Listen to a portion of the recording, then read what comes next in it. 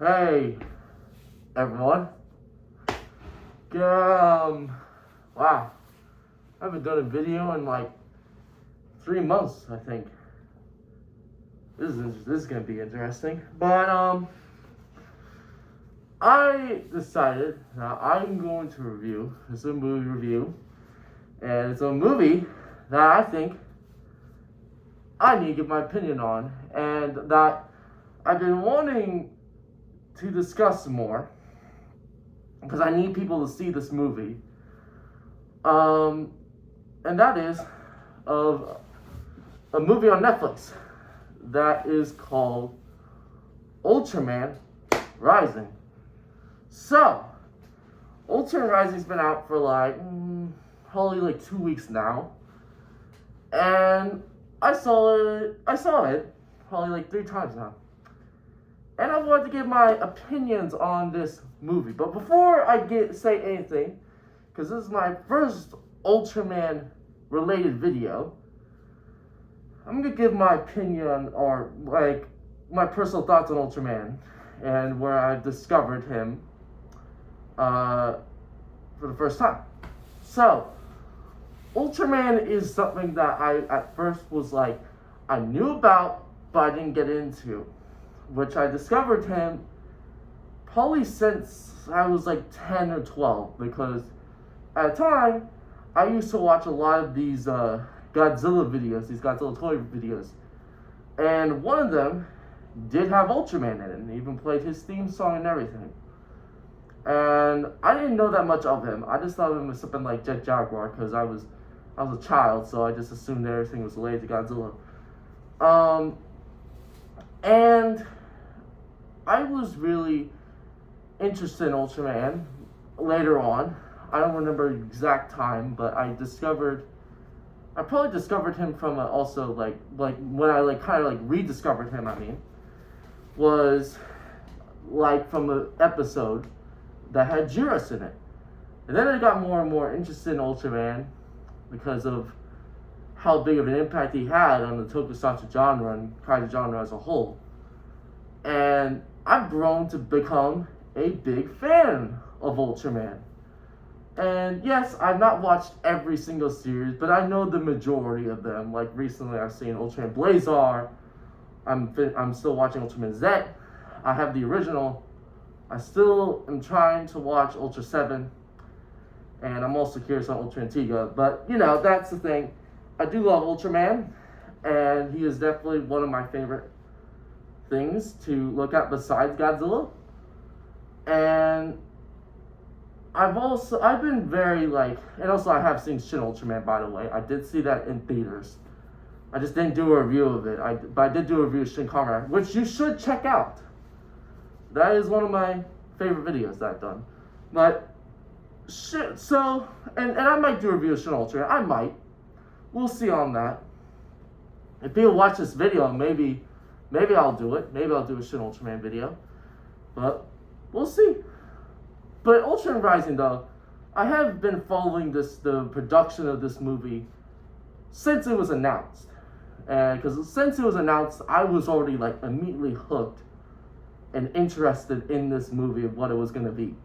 Because hearing that, it's by Industrial Light and Magic, it's animated, and it looks more akin to classic Ultraman than from the Netflix series, which I'm hot take. I'm not a huge fan of the Netflix series, but I know there are some people who like it, which is fine. But I'm just not. It just really wasn't my thing. And I've been really and I'm serious. I was super I was looking for everything, every info I found. I was trying to find on this movie, and eventually, the first trailer came out. I was excited. A little hesitant because of how it did look a little comedic. But, Ultraman is a comedic show. It was comedic, let's all be honest. So I was like, it's probably going to be very good, And then I saw the second trailer, it just got me more and more hyped for it. And then, eventually, when I saw it, I'm going to go over off the bat. I thought it was one of the best things I've seen of Ultraman. I'm gonna be honest. That Ultraman Rising, I thought was incredible. That was like a 9 out of 10, honestly. And I say 9 out of 10 because there are small issues, but we'll get into that. But I'll get into the story because I haven't even gotten into the story yet. So, Ultraman Rising is about, well, basically this character called Ken Sato, who Ken Sato is the Ultraman of this movie, but he is not the original. He inherited the powers of the original Ultraman, which is his father, and he's also a baseball player, and the whole story is him basically taking care of this baby kaiju, of a kaiju that he was fighting in the movie.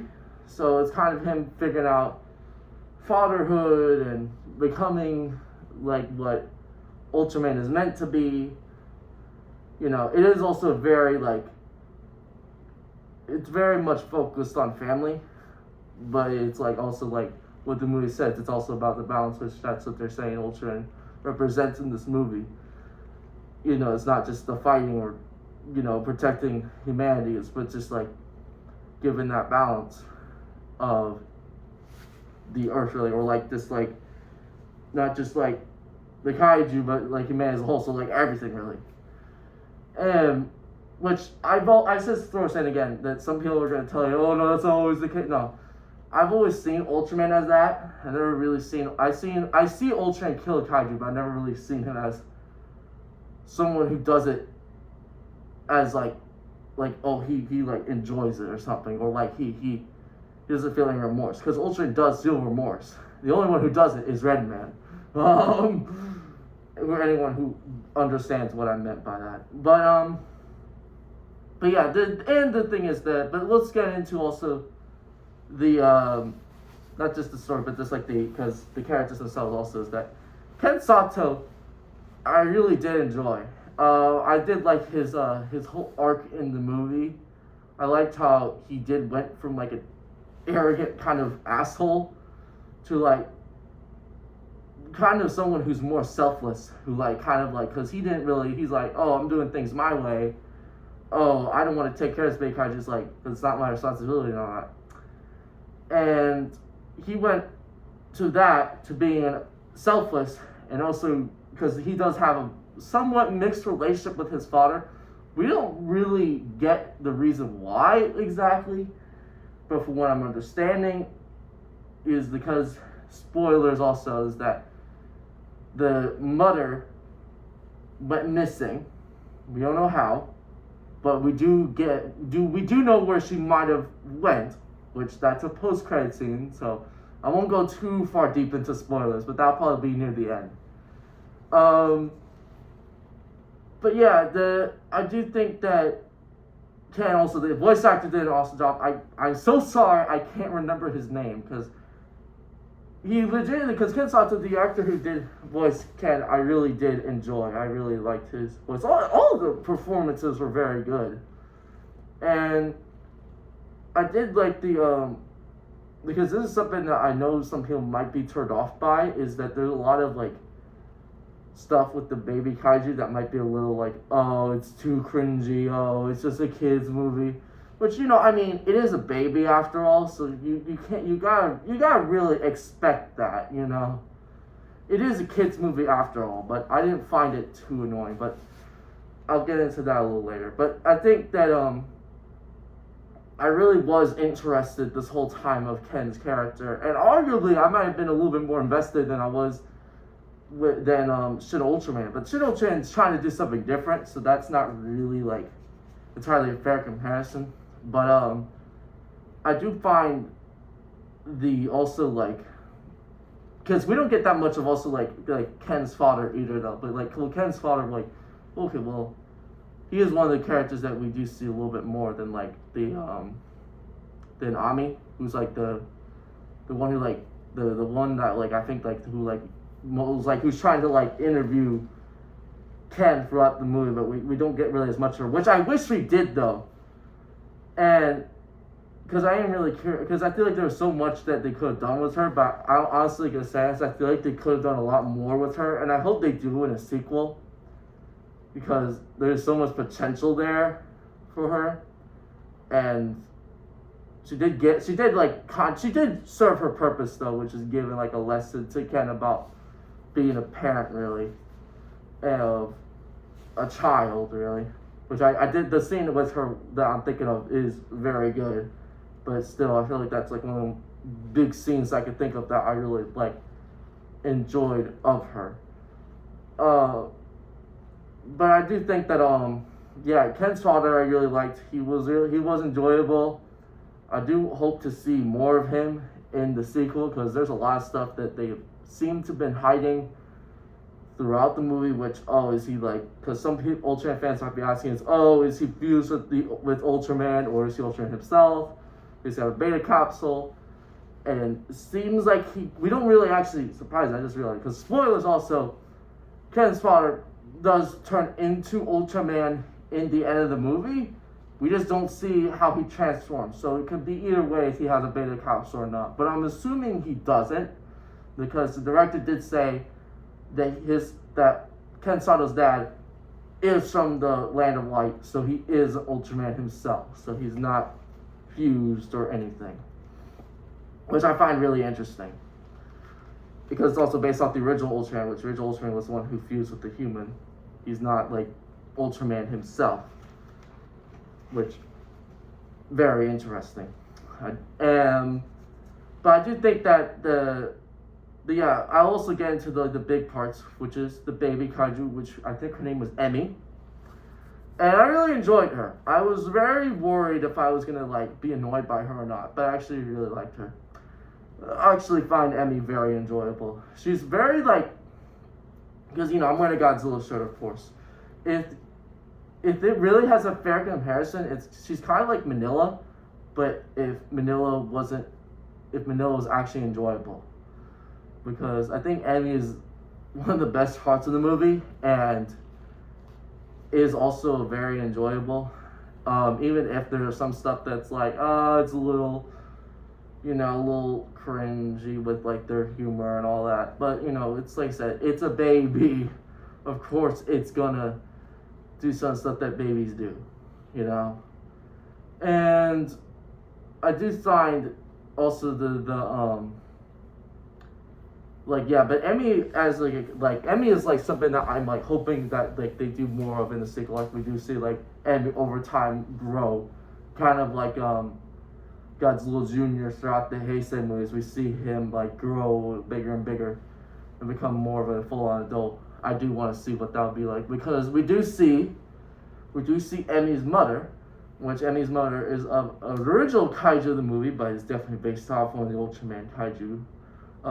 But which I'll get into. But Emmy is not like Emmy is more of not like, she does have a character, and I do like how she's very enjoyable, but she's not like she is definitely main part of the plot, but she doesn't have like a character arc, which is fine. It's a baby. What would you do for that? But it is like a big part of. She's more serves for like Ken's character, which it does work really well here, and I do hope to see more of her, because she definitely was one of the best parts of the movie, and I really enjoyed. But there was also the villain, which I'm gonna be honest, I think the villain's very 50-50 for me. There are some parts I don't like, but there are some parts I do like. I think that there are some parts that they could have, like, I feel like the issue I had with the villain is that he doesn't feel as developed as he should be.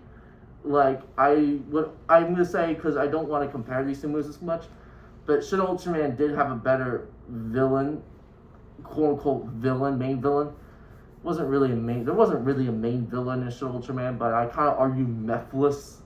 I liked Mephiles a little bit more, because also I felt like he had a more interesting personality, and I was like really entertained by him all the way through. Ultraman Rising's villain I do find interesting is like, he is not really evil. He's just filled with a lot of grief, because a kaiju, which I'm assuming is the one that I will talk about a little later, was the one that got his family killed, because his family got killed, and he's filled with vengeance, and his motivation is like, he's trying to go to a place called Kaiju Island, which it's probably a reference to Monster Island or something like that, or even because I know Ultraman Cosmos also had a kaiju island as well, so that's probably what it's referencing, I'm assuming. But I do think that he did, like, he was more like, he wasn't like evil, because like, he was evil, but he was like, he was just still a lot of grief, and he even like says that, oh, he's not a hunter, he's a scientist, so it's like, there are stuff there. He's clearly not inherently a bad person, because he doesn't even want to get his, like, the people that work for him killed, so he's not entirely evil. He's just filled with a lot of grief and vengeance. And I do find that interesting, and he does bring up some stuff in, like, even with the final fight with the original Ultraman, saying that, oh, I trusted you to protect us, oh, you let them die, which is just like, I feel like there's a lot of stuff there. They just didn't go into as much as I think I wanted them to. But, you know, it's not entirely the point of the movie with the villain, but I think there was so much they could have done that I wish they did. But he wasn't inherently a terrible villain. Like, I did find him interesting. I just wanted a little bit more of him, you know. And the final fight was pretty cool, but we will get into that a little later. Because I also do want to get into the kaiju movie, because most people probably came, or if you did, come to see this video of like, oh, what Ultraman kaiju do they have in this, and oh, how are the fights? And I'll get into the kaiju first, and we'll get into like the fights a little later, because they're not like, there's not too many of them, but all of them are, oof. But yeah, there are some Ultraman kaiju. There are some, not as much of like the originals, like the classics. Like they do have Ben Mular, who, if you don't know, is the first kaiju Ultraman ever fought. He does show up in the opening of the movie. We don't really see him fight, but you do have like a small scene with him, which he did look pretty good. One like the bigger classic kaiju that does have like a full-on scene is Naranga, which Naranga looked great. I really liked how he looked. He was very like, let's all put it in like, I'm trying to figure a way to like say it. Like, he's fat basically, which is a little funny looking, but he does like look intimidating, and he did have a really cool scene like in the beginning with Ultraman. You probably see it in the trailer where Ken is trying his best to be Ultraman, but he's being cocky. He's not really taking it seriously, and that was kind of like, oh yeah, see, look, he's not the greatest at Ultraman, and Naranga was kicking his ass throughout the thing. He didn't even like entirely beat him. It was like the defense force that got basically the ones that killed him. And you know, and like I said, Naranga was pretty cool. It did sad me that he died, but until I found out, the director did say that there are more Narangas, which I shouldn't be surprised. That happens in every Ultraman series. There's always going to be that one that dies, and it's like, oh no, there's another one. So, you know. And they do also reference or like mention other Ultraman kaiju. One of my absolute favorites, Gamora, does get referenced twice actually. And there was an Easter egg of him. So, and I was disappointed he wasn't in the movie, but I did find out if the sequel does happen, the director did add him into the script of the second movie, so he probably will show up there, which I'm happy. And then I did find also, there's a lot of Easter eggs in the honestly there, but there's like, we could go into, the video would be a lot longer if I did go into every single Easter egg, but there is a video for that. I can't believe that I forgot the channel's name, but there is a video that I did see. I think his name Bluvona, I think that's his name. He made a video on basically the biggest of Easter eggs from Ultraman Rising. I do suggest to watch that. That is a very good video, and also a very good channel. There's a lot of tokusatsu videos that are very well made. Definitely check them out. But yeah, I do think that like but let's get into also one of the main kaiju movie that is part of the plot, which is the mother to Emmy, called Gigantron. Which I did mention, Gigantron does seem to be inspired by another Ultraman kaiju from Ultraman Tiga, which I think is Melba, which they call it the ancient dragon Melba, but I don't know if they have any relation. It's possible they do, but Gargantuan does look similar to that. If any of you Ultraman fans if there are any Ultraman fans that do watch this video, you might think that Gargantuan just looks like Melba, which he does. It does look like Melba. There are some differences, but Gargantuan I did enjoy. I thought Gargantuan was like a simpler kaiju, but I didn't find her. I did say she because it's definitely a she because they do call her Queen of the Monsters. Not in the movie, but there are some merchandise that do call her Queen of the Monsters. So yeah, take that with you will. Gargantuan was a pretty cool. Gargantuan wasn't in the movie like too much, but definitely was a big part of the plot because of course it's Emmy's mom. I did like the fight with Gargantuan around the beginning of the movie. I also liked how this is nothing I actually really like about this movie. I like how the kaiju move a lot. Like they move a certain way where it's like they clearly have like these animal-like features, but they also do feel like people that you would see in suits in the Ultraman show. But like if they just had more movement to them.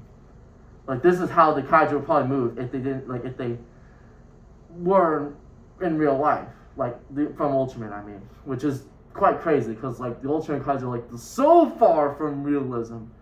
Like Godzilla's kaiju are surprisingly more realistic than Ultraman's, which that's a whole different thing. But I do find it interesting, and I do like Gargantuan quite a lot. And this is where I'm going to kind of get into the big spoilers, which is the final fight in the post-credit scene. That Gargantuan does, well, we thought that she died, and I thought that's what was going to happen. The trailers kind of implied that. No, Gargantuan does show up later in the movie. But as this is one of the biggest surprises to me, and I'm glad this did not get spoiled to me, because this was really pleasant surprise. There is a Mecha Gargantuan, which I did not expect. That was really cool. I actually kind of liked the fight with Ken and the Mecha Gargantuan in the end, which I originally thought is, oh, there's a mechanical doppelganger. It's not the real Gargantuan, but there's a bigger twist to it, which is that it is the original Gargantuan. It is just that it's more like armor, so it's not like an entire mech per se. Well, it is kind of. If you've seen Evangelion, it's like that. It's like it's armor, but they control it.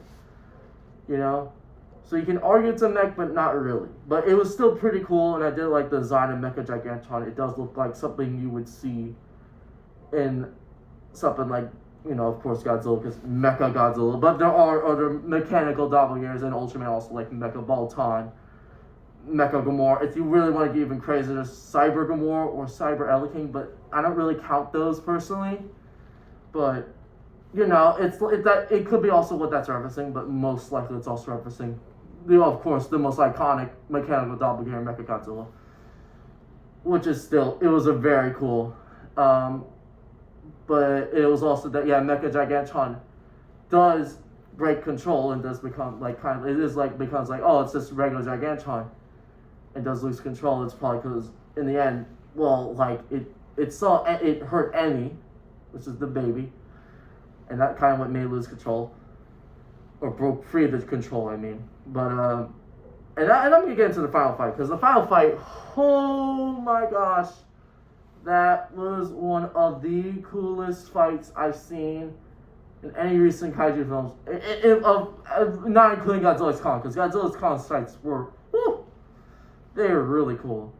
But the final fight is basically a 4v1 battle, which is probably one of the craziest things that I've seen from this movie. Is that, so like I said, I already spoiled already. Ken's dad does become Ultraman in the end. He is Ultraman, of course. He basically saves Ken because Mecha Gargantuan was about to kill him, but then he saved his son, and it was like, and it's like the Dr. Onda, I think that was the villain's name. He was like, F it, I'm going to get use last resort. And the crazy thing was, they did kind of hint it in the movie, And I find out what the thing was called. But this big ship that they were on in the movie transforms into a giant mech, which is like, I was like, oh my gosh. And it was in the trailer, and I found out from what people have said, it was called the Destroyer, which it's not the most creative name, but you know, it works for what they did. But and yeah, it's a 4v1. So Ken Sato's Ultraman, his father, who's the original Ultraman, Gigantron, and Emmy are all going after Dr. Onda and his big mech, which this fight was just, oh my god. And how they also implemented, because they never really show Ultraman do all of his moves, except maybe like the shield thing, but they did change how that worked also. They didn't do like where he makes a square and then like the thing that attacks him goes back at him. He doesn't really do that, which I don't know why. I don't know why they changed that, but they did. He does have the Ultra Disc thing. He does have that Ultra Slash. I mean, Ultra Slash. I don't know why I said Ultra Disc. Ultra Slash. He does have that. He uses it in a few scenes. But one of the things that was missing was this Specium Beam. This thing, of course. And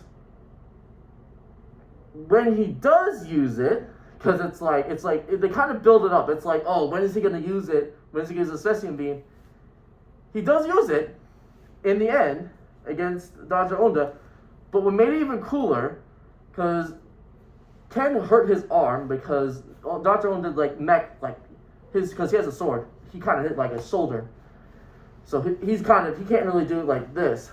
So his dad also hurt his leg, so his dad helps him do this. So his dad is doing this arm, and Ken's doing that, and it's just like, oh my god, it's a father and son thing. It's like Dragon Ball with Goku and Gohan.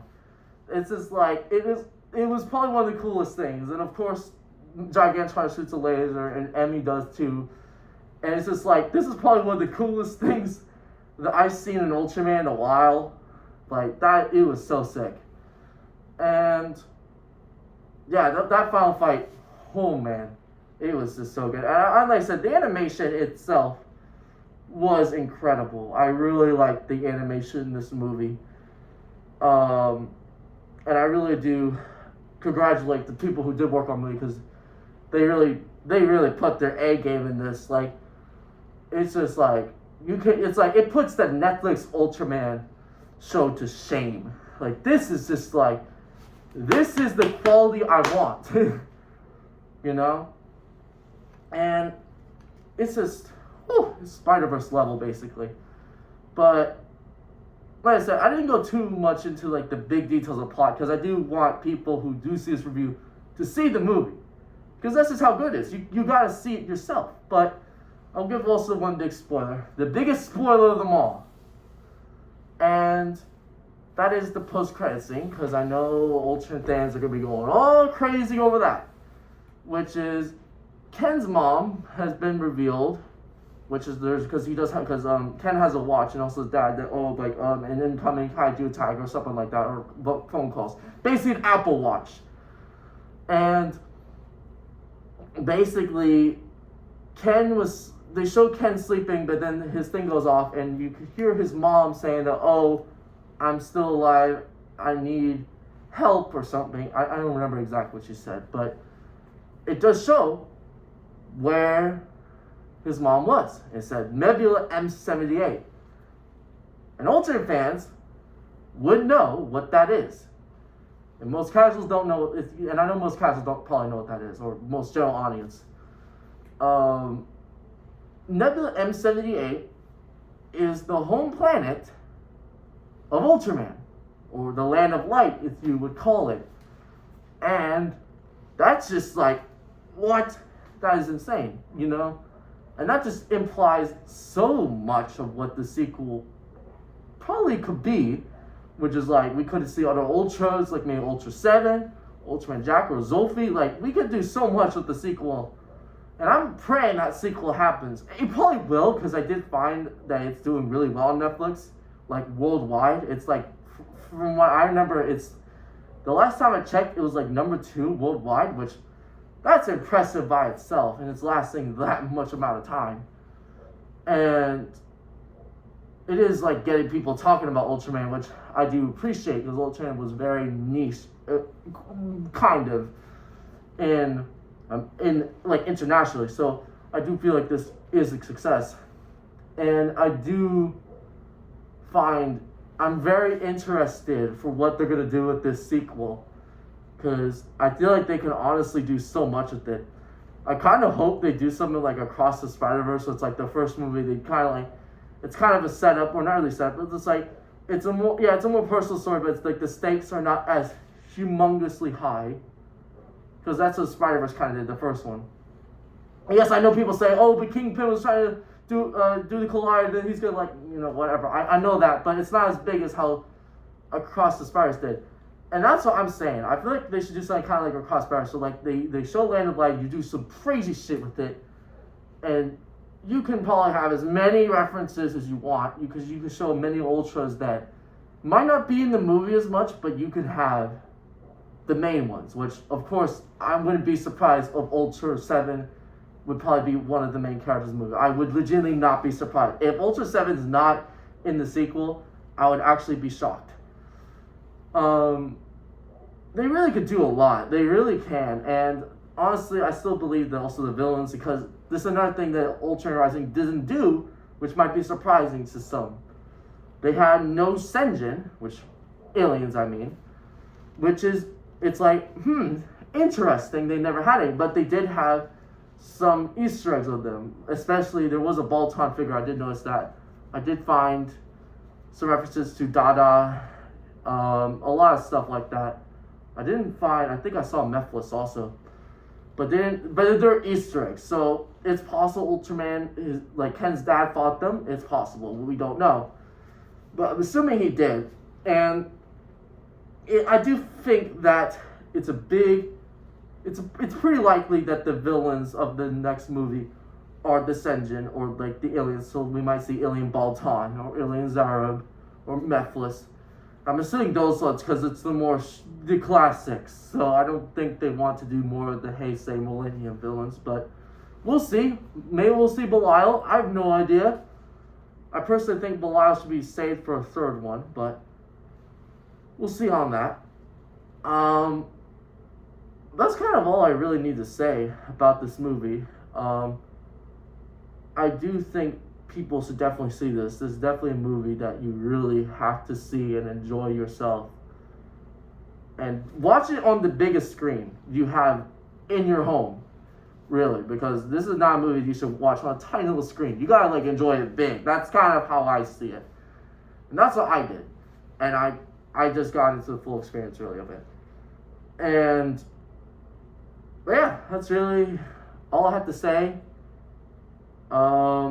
I probably will upload a video again soon, but we'll see. It really depends, because that's why it took so long. But that's what I need to say. Like and subscribe, comment if you've seen the movie or not, and we could talk.